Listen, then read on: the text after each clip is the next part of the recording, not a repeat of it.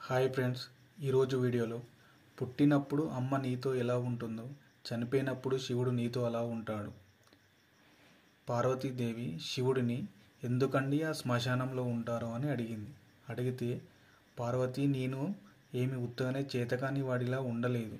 బ్రతికున్నన్నాళ్ళు అక్కడికి వెళ్దాం ఇక్కడికి వెళ్దాం, పని లేకున్నా షికార్లు తిరిగి నా భార్య, నా పిల్లలు, మా అన్నయ్య, మా తమ్ముడు, మా స్నేహితులని ఇంతమంది చూపించినవాడు, ప్రాణం పోయిన తర్వాత నా వోళ్ళు అని మురిసిపోయినవాడు ఇలా కట్టెలలో కాలిపోతుంటే జీవుడు పైకి లేచి చీకటి పడుతుందని వచ్చిన వాళ్ళందరూ స్నానం చేసి వెళ్ళిపోతే ఒక్కడినే ఉండిపోయానని బెంగ పెట్టుకొని ఏడుస్తుంటే నేనున్నానని ఓదార్చడానికి ఉన్నానని అంటాడు.